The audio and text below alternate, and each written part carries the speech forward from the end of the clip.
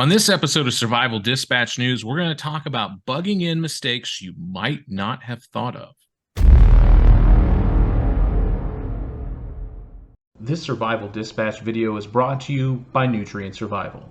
Nourish your body, power your mind.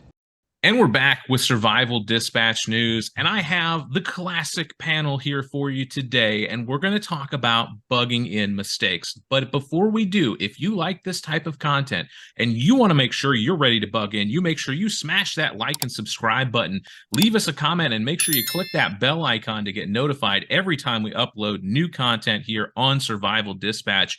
But as always, we have my lovely co-host, Mike Sterling, the Dean of Demolition, and we've got Chris Heaven back, the CEO of Survival Dispatches. Welcome, guys. It's great to have everybody here. And we have a really interesting topic today because I think that the prepping community at large, for the most part, is looking at, any SHTF scenario, and the first plan is to bug in. And that makes a lot of sense, right? Because you've got all your preps there, you've got all your stores and things like that you really can't bug out with. If you've ever tried bugging out with a 5-gallon bucket of rice on your back, it's not a pleasant experience and you're not going to do it. So there are obviously the big plan for most people, like we said, is going to be bugging in, but there are a lot of mistakes that you can make doing this. And, I kind of wanted to talk about that today and get your guys' opinion on this.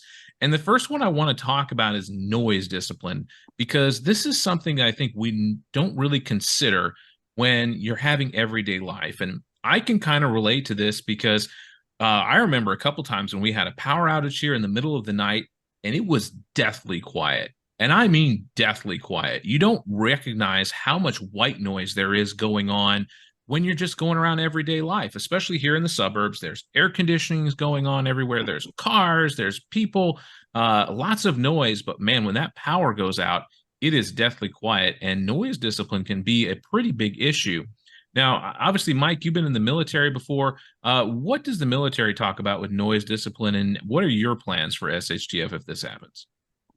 So, from the military side, of course, yes, when you're in a war zone, you go up into the mountains of Afghanistan, you go up into the deserts in northern Saudi Arabia or southern Iraq, stuff like that. It is dead quiet, especially in those empty quarters, man. I mean, there is nothing going on. I mean, when you're in an urban area, there's a lot of noise just because there's a lot of people. People make noise. That's the deal. Your goal is going to be stay below that noise level. Um, As for me, of course, and just taking this back to the disaster side that I normally go with for noise discipline, normally I'll only run my generators like, a few hours at a time. And then, run it for 4 hours, take a break for 4 hours, run it for 4 hours, take a break for 4 hours, stuff like that. But you need to remember that mufflers aren't just for cars and trucks, kids. You can have a muffler mounted on your generator. Now there's a specific way to do it. Don't just go down there and just put a clamp onto a piece of hose and think that it's going to all go right for you, because it doesn't.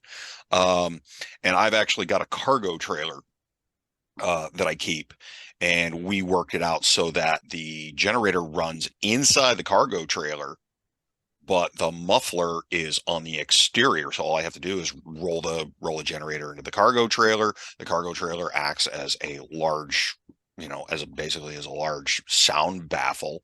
I'll open the vent so that there's plenty of air coming in, and then everything exhausts out, and you really can't hear it more than about 50 yards away. But that should not be your only option now. So in the military, what we would normally do is we basically just dig a big hole, and you have sound walls. Even if you have to stack up some sandbags or you put berms up, stuff like that, to force your sound in an upward direction.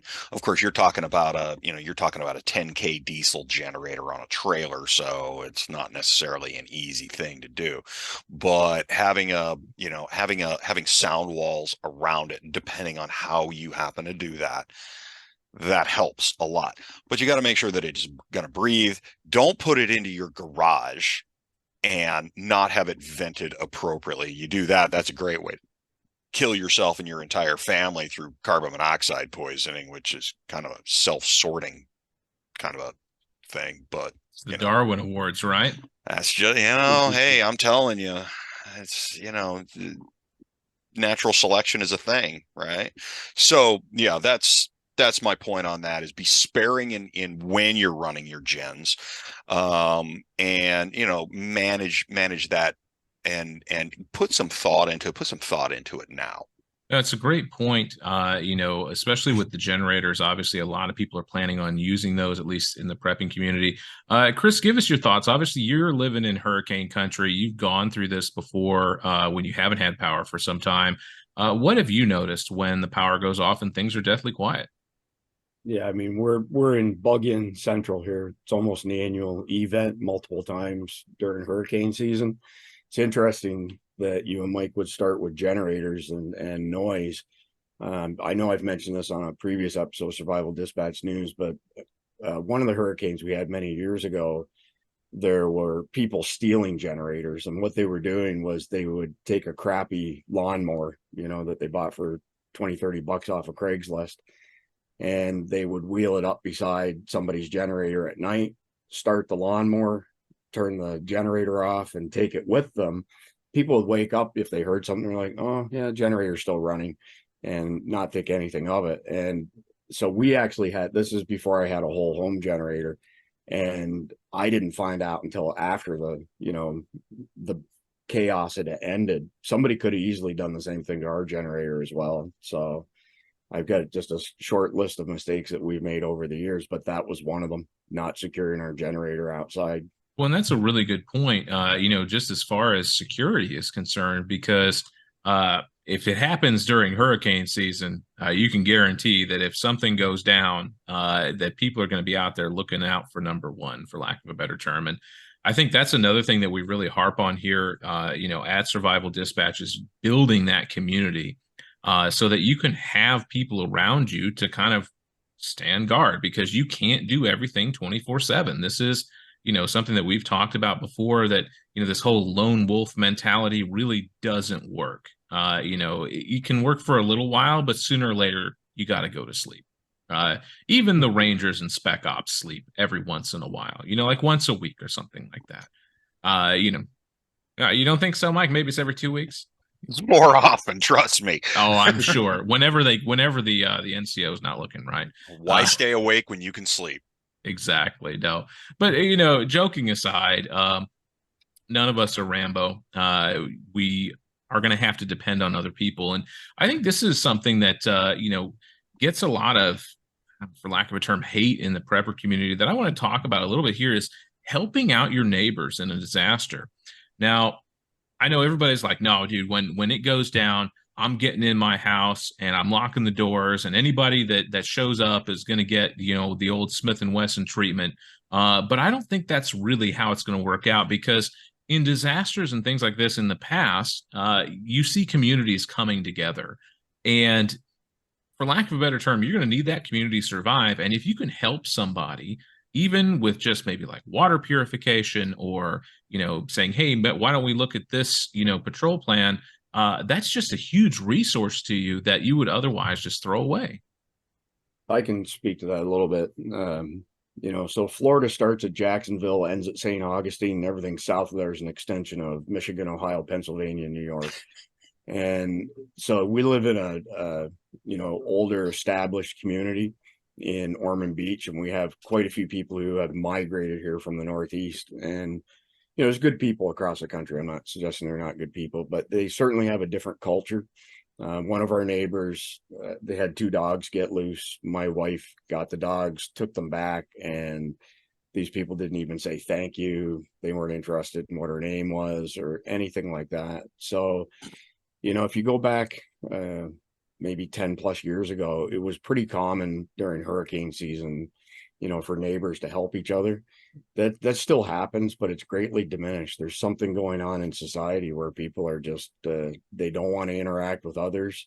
And if you were to put up a sign in your yard for one political candidate, anybody in your neighborhood who's against that political candidate won't even wave at you or give you the time of day, sort of thing. So good, valid point, Chris. I'm not sure how you solve it with the way society's going, right? People live on social media, live on their phones, and their personal interaction is drastically less than it was in years gone by, even during emergency situations.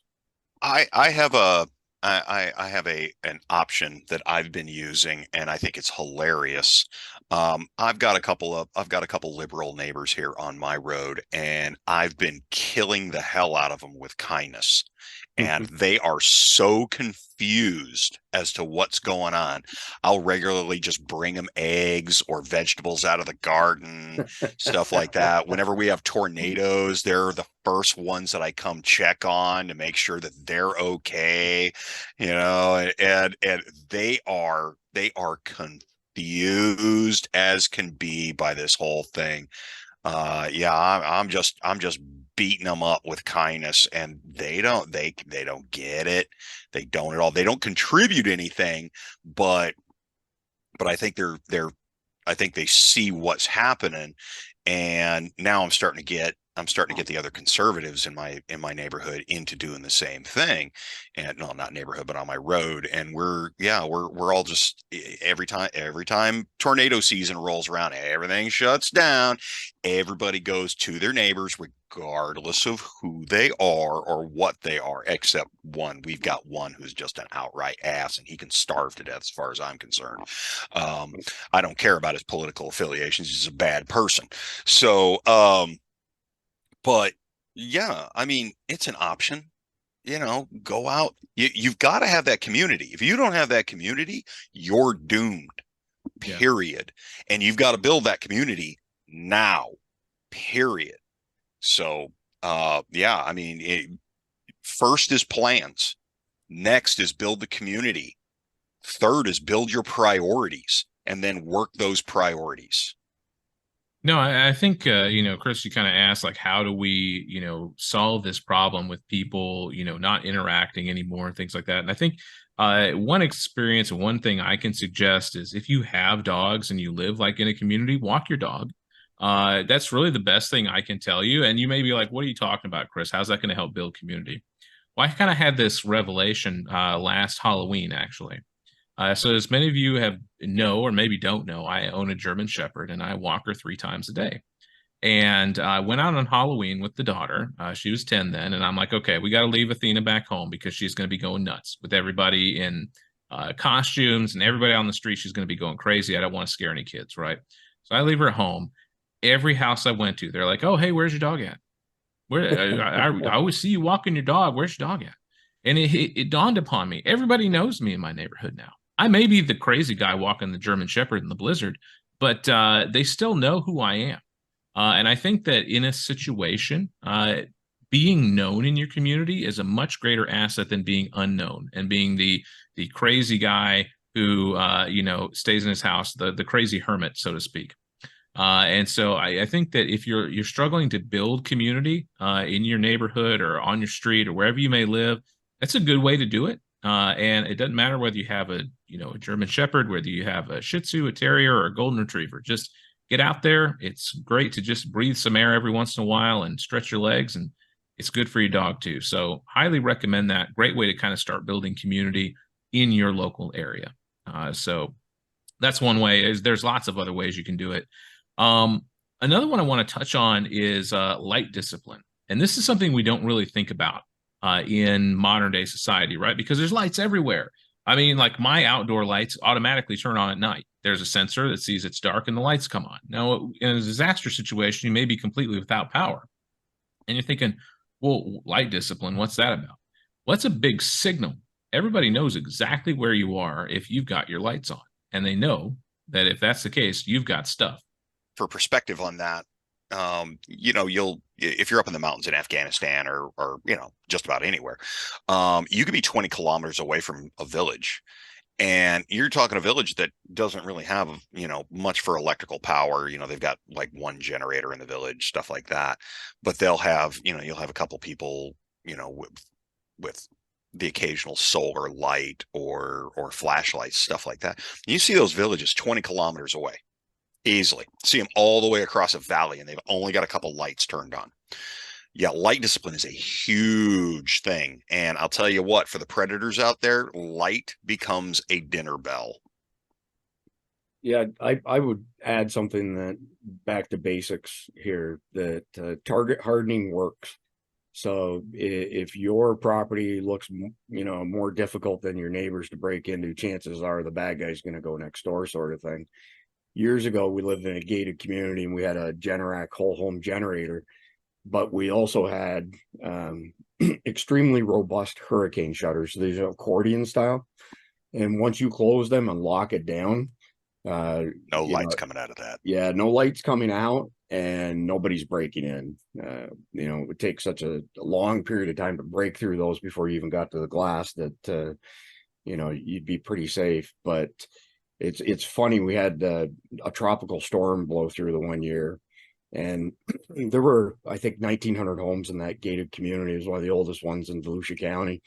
And my son came in, he was young at the time, and he said, you know what, we're the only people anywhere around who has electricity. Like the whole subdivision was gone. So we stood out like a sore thumb, exactly as you're describing. Now, fortunately, it was gated community security. We were secure, but beyond a hurricane, like in a real SHTF situation, we would have bullseye painted on us for sure.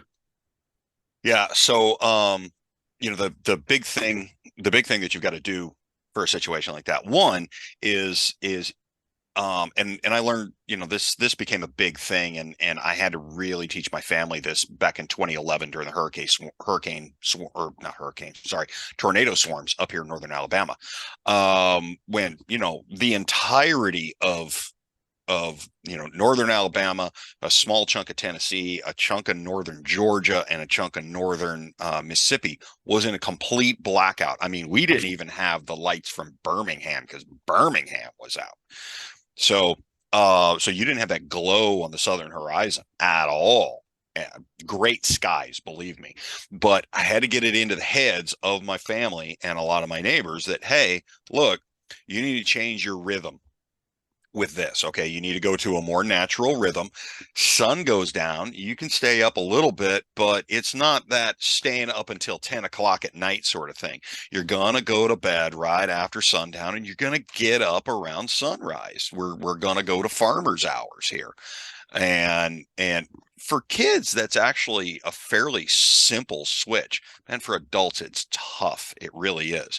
So you can do that, and that lessens the amount of energy that you've got to deal with. But if we're in a grid down scenario where you're going to require added security, you're going to need blackout curtains because somebody's going to have to be up all night. You should have a radio watch running, the like, and you're going to have to post guards. So at each of your entry exit points, not only do you need blackout curtains on all the windows, but every entry exit point, you basically need a vestibule built there. So you can go in one set of curtains, let the curtains close behind you, and then go out another set of curtains to the door. Just because, I mean, you have to kind of look at it as an airlock for light. That's a big thing right there that I've seen a lot of people fail to do. No, that's a really cool idea and something that we don't typically think about, right? I mean, you don't think about leaving the light on in the garage and just walking out and everybody can see it because it's normal time. We don't have to worry about that sort of thing. But we hit on something here. We're talking. I think water is going to be an incredibly important thing, and I think that people think they've got a couple cases of water bottles and they're going to be just fine, for a day. But one of the big mistakes that I think it's really common for bugging in mindset is underestimating how much water you're going to need and how much you're going to use. I know we live off of this, oh, you need a gallon per day. That's the big number that we hear all the time in these videos, right? And that's true for drinking, but that doesn't include washing, doesn't include clothes, doesn't include your pets, doesn't include food preparation, things like that. Now, Chris, you and I were having a talk before we started this, and you were talking about a water issue you had, and it kind of opened your eyes to this. Yeah, again, we bug in on an annual basis, and when Hurricane Michael hit us, we had a sewer main and a water main burst beside each other, and the entire city had no water for 3 weeks. And in Florida heat during hurricane season, having no power sucks balls, but having no water is even worse. So the surrounding areas didn't have any problems with their water. So life went on, after the cleanup. So I still had to attend meetings, still had to go to clients, so on and so forth. But we had plenty of drinking water stored. What we didn't have was water stored for commodes, hygiene, washing dishes, all that sort of stuff.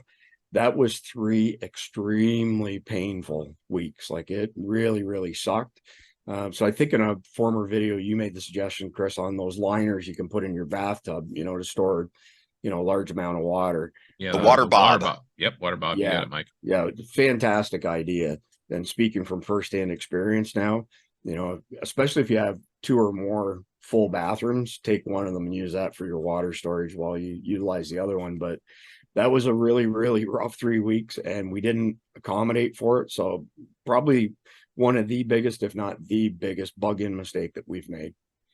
Yeah, so we living rurally, it's a benefit. We have the space to be able to do it. I've got a lot of friends that either live in urban or suburban areas and they don't have the space, and it's really, really difficult, or they live in states where it's grossly frowned upon, or they're in an HOA or something like that. We're trying to put out a rain barrel is an extremely difficult thing. So I got a buddy in California. He's got a little garden shed, and the big thing that I've pushed into him was that his Achilles heel, where he's at, is water, and trying to go through the process of accounting for what kind of water needs you are, because he immediately went with I just need a gallon of water a day. No, if you're bugging in, you need to account for hygiene, you need to account for cleaning purposes, you need to account for your pets, everything like that. So essentially what you actually need for planning purposes is you want to plan on not surviving, but trying to thrive. So we're going to push to the right, and you need to plan for 5 gallons of water per person per day. And that right there should cover your needs. But the biggest downfall that a lot of people have, even with those water stores, is not rationing the water appropriately. You don't necessarily, if you don't use your 5 gallons that day, don't use it. You don't have to use that 5 gallons today. Ration it out. If you only use a gallon today, good for you. Also, if it's very cold, very hot, or very dry in your environment during said issue, or you're doing a lot of physical labor, kind of like, if you don't have like a whole lot of electrical conveniences or something, power tools and stuff, so you actually have to do harder work, or you're clearing, felled trees or something like that, you're going to go through more water. Okay, so a gallon a day doesn't necessarily cut it. You need to remain hydrated. A gallon and a half is pretty much the honest minimum that you're going to need. So yeah, rationing that and planning for it in the first place are huge downfalls that a lot of people make. Yeah, and I think that's really important to touch on about how much you're actually going to drink, because it's going to be more without modern climate control, for lack of a better term. You're going to be sweating more. You're going to have to be doing a lot more physical labor than most of us are used to, and you're going to burn through that water really quick. And the last thing you want to be is in a state of dehydration when the bad guys show up. So making sure that you're still hydrated, you're going. You're at full capacity. Very, very important. And yeah, Mike, you hit on one of my next points, was proper rationing. So a nice job on that one. You nailed it. The other thing, another thing I wanted to touch on, where is it here? Oh yeah, this is my personal favorite myth in the prepper community that I will keep talking about until Chris Heaven kicks me off the show, is this whole concept of hunting during an SHTF scenario. They're like, you know what? I don't need to store food because I know how to hunt, I know how to fish, and we're going to be just fine. Yeah, I'll let you guys take it from there. But all I'm going to say, my personal favorite statistic, during the Great Depression, the American white-tailed deer nearly went extinct. So yeah, you guys go ahead and take it from there. Well, I'll say this. So we have all kinds of trail cameras set up on our property in the Blue Ridge Mountains in North Georgia. And as little as 4 or 5 years ago, it was not unusual multiple times over the course of the day to see 7+ deer come close to our cabin. And that has diminished to the point where maybe once a week we might see one deer on our cameras. We would get up, to cook breakfast at the crack of dawn and look out in the yard, and there would be a whole bunch of deer, sort of thing. And I've spoke to some other people in the area and just wondering if my anecdotal experience jived with theirs. And they said that they've noticed a drastic reduction in the deer population in our area in recent years. So if we already have a reduction in wildlife without even hitting SHTF, it's not a big jump to say when the shit really does hit the fan that the land will be picked clean very quickly. So I mean, it doesn't matter what the topic is. My opinion doesn't change. It's always better to be proactive than reactive. So saying that you're going to hunt after the shit hits the fan is a very reactive standpoint. It's probably not realistic unless you're in some super remote area. And even then, the resources will get strained. So that comes back to your food prepping, right? And, making sure that you've done your due diligence and stored as much as you can. I recognize, food prices are astronomical these days, and people's disposable incomes are down and so on and so forth. But whatever little bit of money that you can squeak out of your disposable income to just stockpile, it's a process, not an event. So you don't have to go to somewhere like 4patriots.com and buy $5,000 worth of prep food at the same time. If you can afford another 20-25 bucks a week, a year down the road, you're going to have some pretty significant food storage and not have to worry about the lack of wildlife to eat. Well, not to mention, rice and beans are still cheap. And then you throw, say, another $2, maybe $3 per 30 pounds of that into packaging and long-term storage between mylar bags and O2 absorbers. How much money have you really spent? Not a lot. What you're doing is you're putting some brain power and some elbow grease behind it. Really interesting timing for you to mention that, Mike. So we're fixing to go into a major shortage of rice worldwide. So stuff that's been going on in Asia, and India, of course, is part of Asia. And India is now the largest country in the world population-wise. They just put export restrictions on any rice that's not, I think it's basmati or whatever. But we're going to see serious supply chain pressure on rice imminently, like within a matter of weeks. It's already happening in some locations, and other countries who haven't put export restrictions in place are discussing it now. So yeah, rice is a great one, Mike, but there should be some sense of urgency that now is the time to stock up on that stuff. So one of the background points on that is that China is in its 5th year of a massive drought. They're having huge quantities of water issues, and normally they are a net producer of rice. Now they have become the People's Republic of China has become the world's largest importer of food. Now the United States is actually the largest producer of rice in the world. I was amazed to find out. Did not know that. Between the Carolinas, the lowland and the Carolinas, and Mississippi and Louisiana, we grow more rice than anybody else in the world. Wow. Yeah, and so we are a mass exporter of white rice, not to mention Carolina Gold. So yeah, rice is still going to continue to be available here. It's just a question of, the prices are going to go up a little bit. Right. So now back to Chris's point on game. One other major factor, according to that, is the U.S. population, because I just checked while we were talking about that. The U.S. population currently versus 1930 is triple what it was in 1930. All right. And the U.S. deer population nearly went extinct in the 30s. What do you think is going to wind up happening now that you've got triple the human population in that? That's not good. Okay. So that's not just deer. All right. That's deer, that's bear, that's boar. I mean, now granted, hunting wild pigs is still a grand old time. That's a great place to get food right there, let me tell you. And Yeah. you can actually get some real good deals from some of your local farmers for going out and schwacking hogs. Not to mention you get the you get that sausage out of it as well. So but that is still a finite resource. Period. You need to remember that is a finite resource. So what's the difference? Hunter gatherer, right? Hunter gatherer. Well, that's just survival. That's all that is. That's just survival. Do you want to survive or do you want to thrive?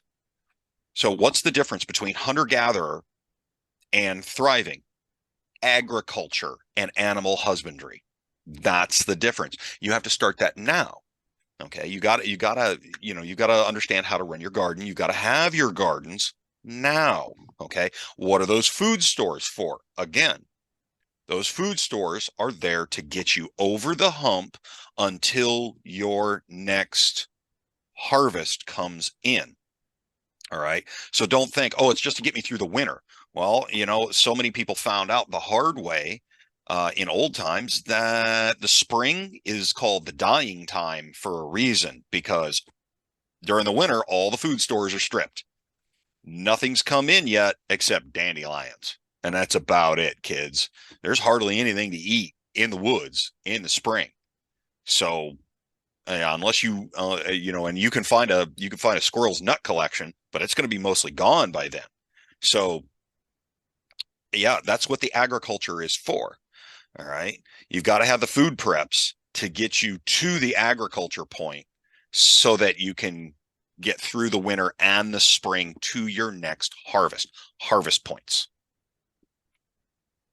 No, really solid points there, and you guys really knocked it out of the park. Obviously, the population here in the U.S. has skyrocketed, for lack of a better term, and I love people thinking, oh well, the American Plains Indians they lived off the land. Yeah, there was a whole heck of a lot less of them and a whole lot more space without deforestation and things like that. There was definitely quite the animal population back then as compared to now.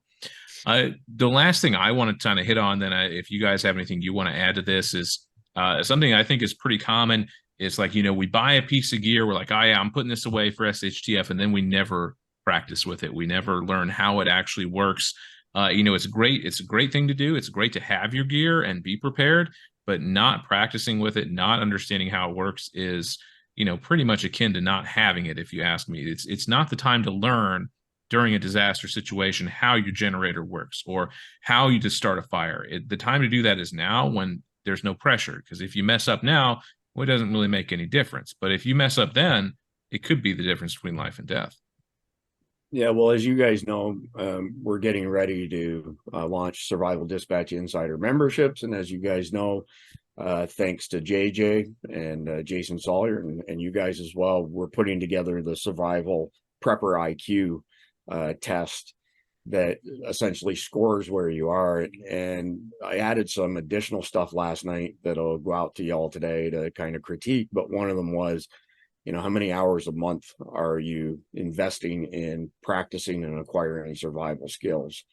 And just to quote Mike here, the fantastic quote, first person I ever heard make this quote, but since then I've heard other people, is, humans don't rise to the occasion. They follow their level of training. So if you're not doing training now, like you just stated, Chris, when the shit hits the fan, if your expectation is that you're just going to instantly be proficient at these skills, then it's not the case. So the survival prepper IQ test goes kind of one step further as far as acquiring professional training.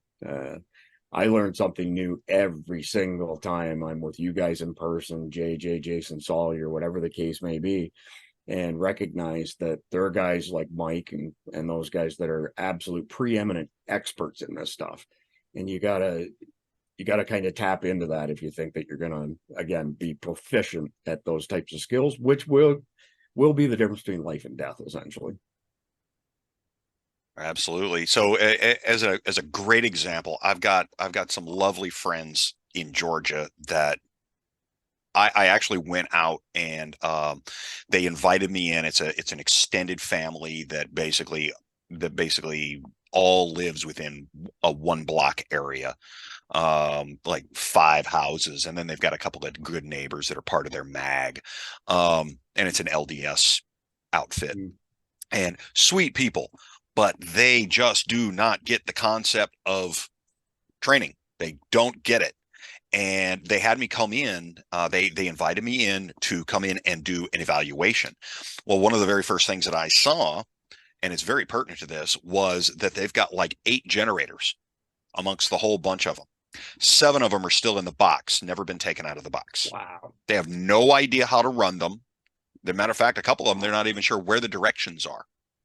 Amazing. Well, the Yeah. first step is to open the box, right? And they were, I'll tell you what, they were very disheartened when I told them up front that, yeah, you guys are nothing but a gear drop for somebody that's going to come take all your stuff.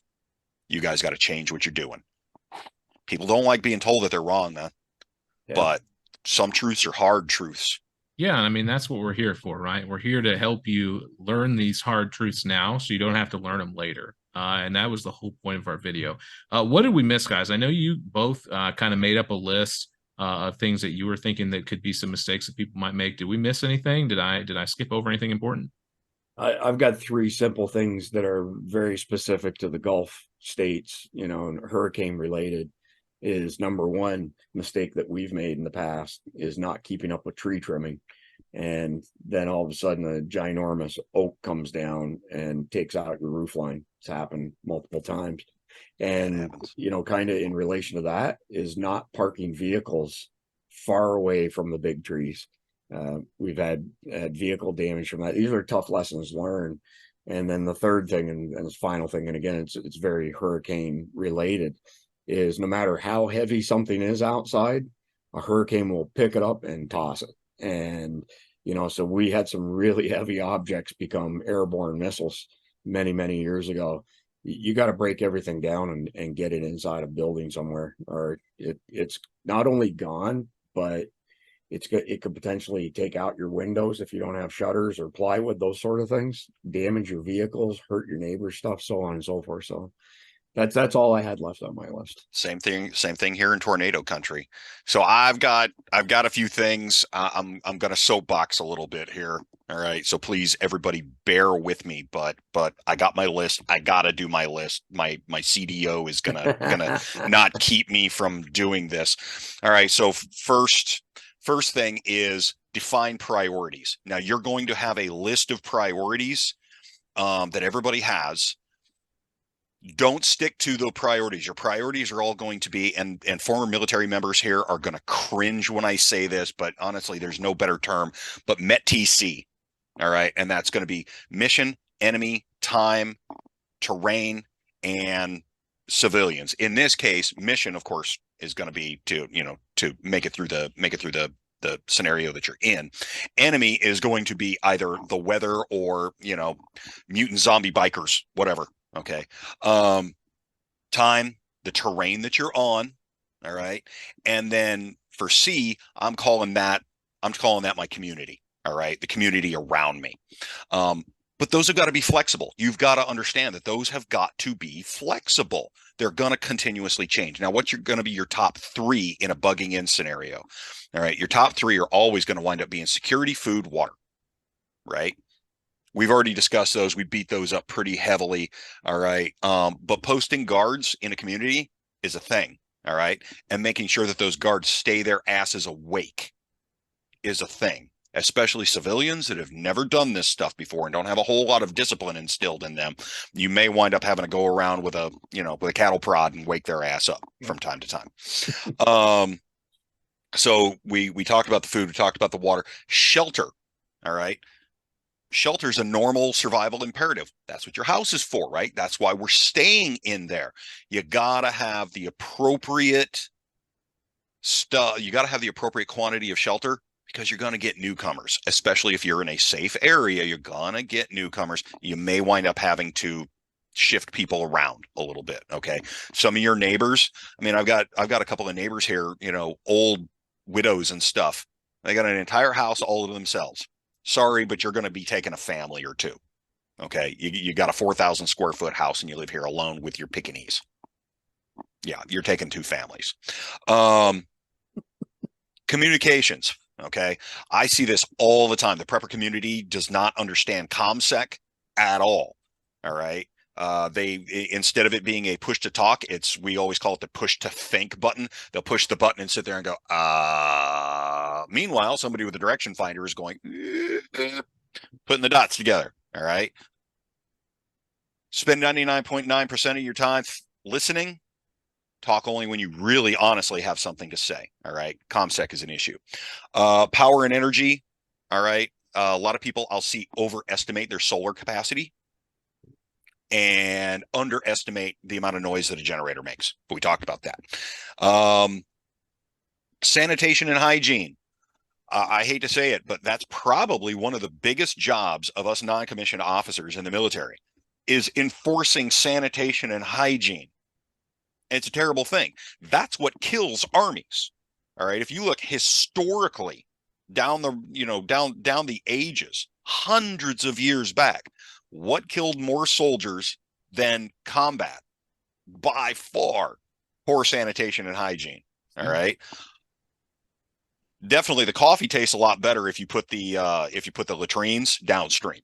Okay. Just remember that. Hey, that's why we just stocked up on combat wipes. Combat Seriously. Wipes. And you know what? If you like those combat wipes, if you like all this stuff that we're talking about here, what are you supposed to do, Chris? Well, head over to the store. We got Survival Dispatch. Check down in the description. There's a link there. Check it out. Right. Not Survival to mention Dispatch. Yeah. SurvivalDispatchStore.com. Not to mention, click the like, subscribe, and all those buttons. Okay.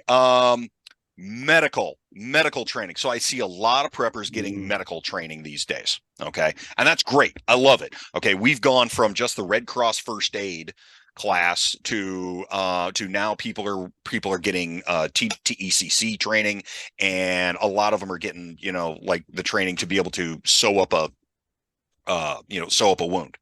The problem is that's where they stop. They stop with the trauma training. Trauma is 1% of medical. Okay. You got to get other training. All right. You've got to get the other stuff. All right. So don't just stick to that long-term nursing care. It's a thing. All right. In particular, it gives you the tools to be able to understand, do I or do I not need to put all these drugs into this person that's not going to live anyway? And it's a terrible thing to say, but you need to understand triage off the bat. Save who you can save, because you can't save them all. Last, tools, engineering, and repair. All right. It's a thing. You gotta thrive, not survive. All right. So if you're going to do that, you need to be able to build, and you need to repair what you already have. Okay. Get some skills. Okay. Understand how to actually use a hammer instead of a crescent wrench for what it's for. Get yourself a bunch of fasteners, stuff like that. And then my Afghanistan honorable mention, whenever we were in a perimeter at an A camp, stuff like that, everybody's got their bug out bags. Love my bug out bags. Love them. They're great. Okay. Why are you going to have your bug out bag inside of the perimeter if you're in a hostile situation? You don't. As soon as you get into that situation, you find yourself a rally point that if you get ejected from the place that you're at by, I don't care whatever means, I don't care if there's a rail derailment and there's a poisonous cloud headed your way, or if there's mutant zombie bikers coming in the front gate and you got to squeak out the back wire, whatever. Okay. You don't have your bug out bags inside there. You have your bug out bags. As soon as this sort of a situation happens, you cache your bug out bags near a rally point. Okay. So that you can get out fast. Then you get to your bug out bags. Then you bail out of the area. Okay. That's awesome. All right. That's a really cool idea. You do not sit on those things once the situation's gone south, because I don't know about you, but hauling a 45-pound rucksack while I've been in a running firefight for the last half hour, I don't want to do that, man. Yeah. I'm going to go 2 kilometers away and then pull it out of a drum stashed in the side of a mountain. A really neat idea. Obviously, staging your gear, really something that I don't think that a lot of people thought of. I know I can say personally, I hadn't even thought about that. So that's a really cool tip. If you're, thinking about preparing for something like this, that's a great idea that people could definitely use in the future. But guys, man, we absolutely crushed this. Let me know down in the comments, what did we miss? Obviously, I don't think we missed anything, but we probably did, because the comment section is absolutely full of geniuses out there. And I want to know what your thoughts are on what we missed, and how we can improve our preps, and by proxy, helping everybody else who's watching this channel improve as well. So thank you guys for coming out. It was a great discussion. I loved it, and we'll catch you on the next one.